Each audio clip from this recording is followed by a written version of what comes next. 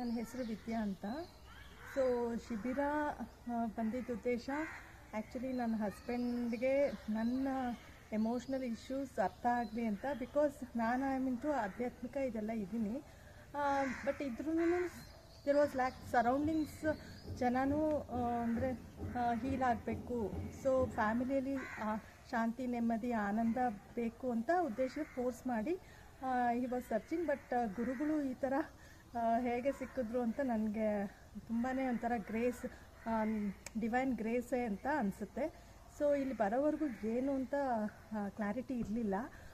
But ಇಲ್ಲಿ ಬಂದ ಮೇಲೆ ಸೋ ಮೆನಿ ಬ್ಲಾಕೇಜಸ್, ಅಂದರೆ ಎಮೋಷ್ನಲ್ ಲೆವೆಲ್, ಫಿಸಿಕಲ್ ಲೆವೆಲ್ ಎಷ್ಟು ಟೈಟ್ನೆಸ್ ಇತ್ತು, ಆ್ಯಂಗರ್, ಫ್ರಸ್ಟ್ರೇಷನ್, ಇರಿಟೇಷನ್ ಎಲ್ಲ ಆಗ್ತಾಯಿತ್ತು. ಬಟ್ ಈ ಜಾಗಕ್ಕೆ ಬಂದಿದ ತಕ್ಷಣ ಏನೋ ಒಂಥರ ಸಮಾಧಾನ ಅಂತ ಅನಿಸ್ತು.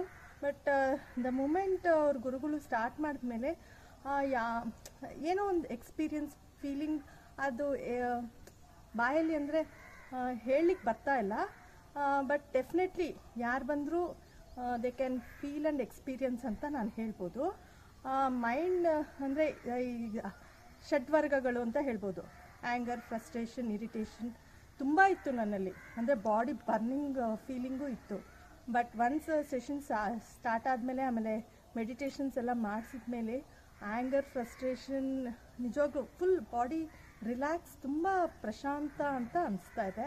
ಆಮೇಲೆ ಹಸ್ಬೆಂಡ್ ಫಸ್ಟ್ ಟೈಮ್ ಯಾವುದೋ ಒಂದು ಈ ಥರ ಶಿಬಿರ ಅಂತ ಬಂದಿರೋದು, ಅದು ವಿತ್ ಫ್ಯಾಮಿಲಿ ತುಂಬಾ ಖುಷಿ ತರ್ತಾ ಇದೆ. I was so happy. ಯಾವ ಪ್ಲೇಸ್ಗೆ ಹೋದ್ರೂ ನಾವು ಇಷ್ಟು ಹ್ಯಾಪಿನೆಸ್, ಆನಂದ ಫೀಲ್ ಆಗಲಿಲ್ಲ. But definitely it is a wonderful experience. Thank you guruji, thank you so much. ಯಾವಾಗಲೂ ಅಂದರೆ ನೆಕ್ಸ್ಟ್ ಯಾವಾಗಲೇ ಶಿಬಿರ ನಡೆದ್ರು ನನಗೆ ಗುರುಗಳು ಆಶೀರ್ವಾದ ಇರಲಿ ಅಂತ ಪ್ರಾರ್ಥನೆ.